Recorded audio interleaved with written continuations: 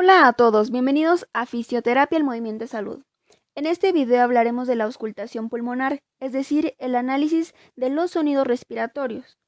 Así que si tú eres estudiante de fisioterapia y apenas estás tomando la materia de Fisiorespi y quieres profundizar en este tema, o si aún tienes dudas y quieres mejorar tu técnica, este video es para ti.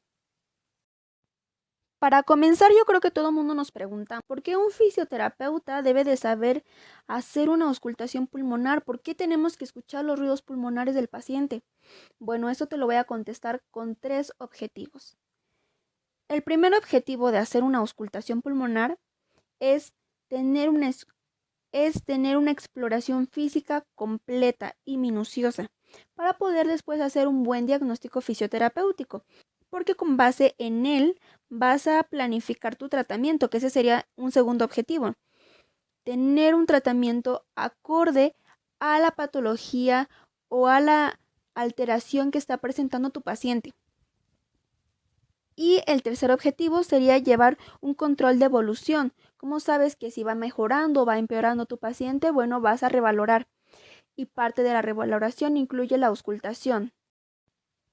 Así que bueno, vamos a hablar del procedimiento, de cómo se hace, de qué referencias anatómicas hay que tomar en cuenta, pero antes te voy a dar unos tips, unas recomendaciones, unas notas súper importantes que tienes que tomar en cuenta al momento de hacer tu auscultación para no fallar. Que bueno, estas recomendaciones las saqué yo de algunas guías, algunos libros, unos artículos que sin problema te dejaré en la cajita de descripción por si quieres checarlas para seguir repasando.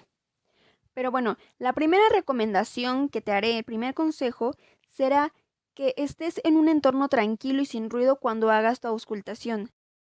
Si tú estás de pronto en una sala con muchos pacientes, con muchos profesionales del área de la salud yendo de aquí para allá, va a ser muy difícil que tú puedas distinguir los ruidos respiratorios, sobre todo si no tenemos esa experiencia ya.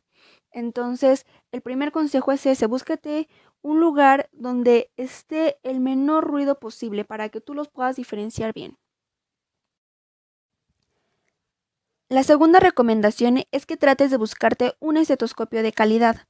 No te estoy diciendo que inviertas la millonada en tu estetoscopio, pero sí es importante tener un buen estetoscopio porque si es de buena calidad, va a facilitar la captación y la transmisión de los ruidos, lo que va a ser mucho más fácil para ti escucharlos.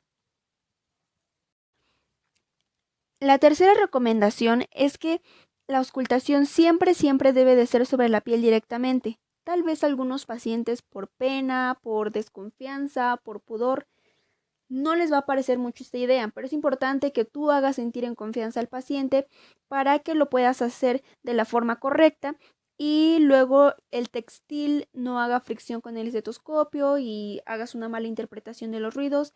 Entonces es importante aclarar este punto con el paciente y ganarte la confianza de él. La tercera recomendación es que cuando realices la auscultación tu paciente debe de estar en sedestación.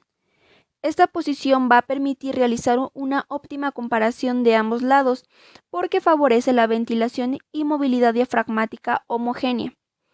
En caso de que tu paciente no se pueda sentar, pues para valorar la cara anterior del tórax, ponlo en decúbito supino y para valorar la cara posterior del tórax, pues lo puedes colocar en decúbito lateral de ambos lados. Ya más adelante estaremos hablando de esto. La siguiente recomendación es que la respiración de tu paciente no sea forzada.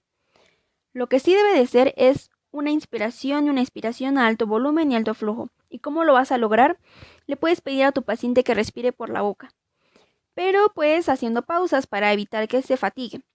Y si ves que ya se está fatigando o el paciente te lo comunica, pues pídele, número 1, que descanse y número 2, un patrón respiratorio normal. Y ya después puedes continuar la auscultación. Número 6.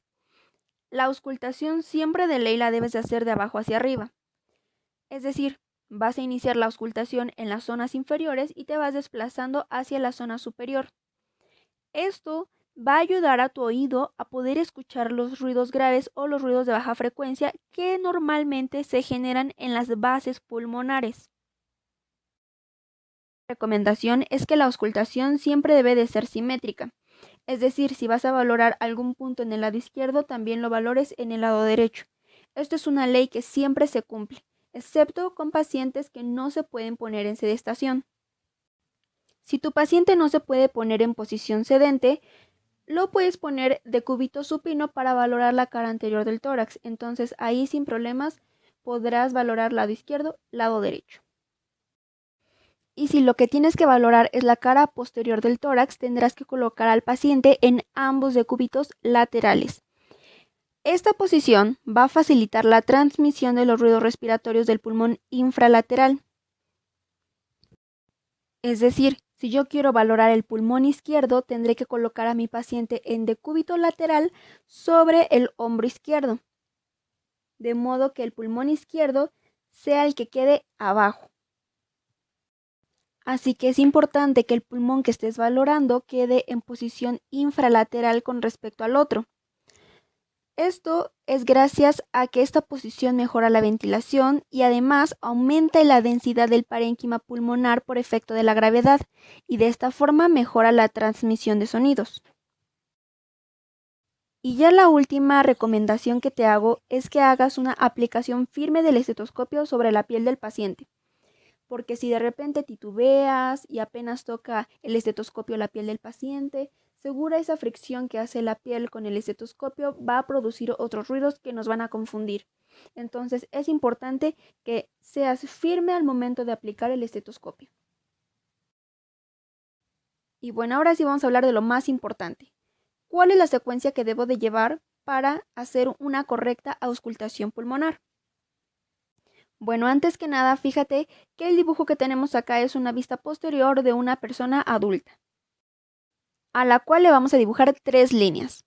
La primera línea que vamos a dibujar va a ser la de en medio, es decir, la línea medio escapular, la línea que está entre las dos escápulas. Y la segunda y tercera línea que vamos a dibujar va a ser llamada línea medial posterior, es decir, va a partir la escápula en 2 partes, derecha e izquierda. Una vez que ya tenemos dibujadas nuestras líneas imaginarias verticales, ahora nos toca dibujar nuestras líneas imaginarias horizontales. Para ello vamos a tomar como referencia 4 apófisis espinosas, la de T1, T3, T7 y T10.